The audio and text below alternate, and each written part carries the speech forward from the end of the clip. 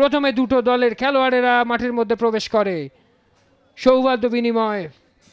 এরপর referee toss করে দিক নির্বাচন করে ক্যালকাটা কাস্টমস, এবং রেফারি ঘড়ি দেখে, বলতে বলতে রেফারি বাঁশি বাজিয়ে খেলা শুরু করে দেয়। প্রথম থেকেই কিন্তু ক্যালকাটা কাস্টমস আক্রমণে এসেছিল, বেশ কয়েকবার বারে বল লাগে, আক্রমণ প্রতি আক্রমণে খেলা চলতে থাকে।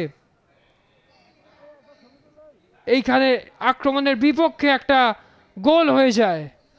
আরও একবার দেখে নেব, 17 নাম্বার জাসিদারি নাসির উদ্দিন একটা ক্রস করে এবং গোল চলে আসে। এখানে সেই দেবদত্ত বেশ কয়েকবার বক্সের মধ্যে ঢুকে গিয়েছিলেন। আবারও সেই ক্যালকাটা কাস্টমসের প্রচেষ্টা বারে লেগে ফিরে আসে,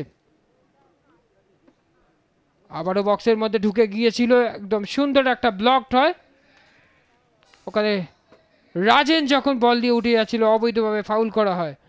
এখানে সেই পেনাল্টিটা, একটা ক্রস অবৈধভাবে বাঁধা দিয়েছিলেন তন্ময়, যার ফলস্বরূপ পেনাল্টি পেয়ে যায় এবং পেনাল্টি থেকে সমতা ফিরিয়ে আনে শালক তিওয়ারি। শালক তিওয়ারি পেনাল্টি থেকে সমতা ফিরিয়ে আনে।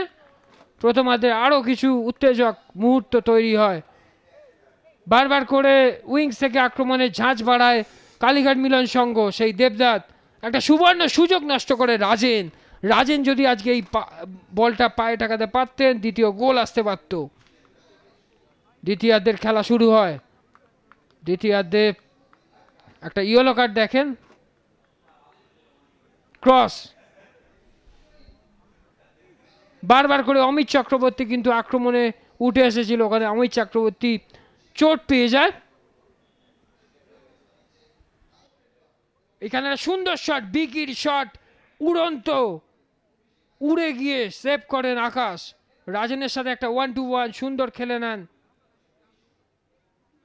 এখানে একটা ফ্রি কিক সরাসরি গোলকিপার এর কাছে চলে যায়। বলতে বলতে রেফারি শেষ বাঁশি বাজিয়ে শেষ করে দেয় আজকের খেলা। ফাইনাল স্কোর লাইন হয়ে যায় ক্যালকাটা কাস্টমস 1, কালীঘাট মিলন সংঘ 1। Extra time.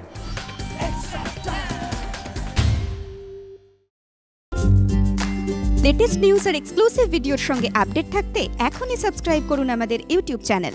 বেল আইকনে ক্লিক করতে ভুলবেন না যেন।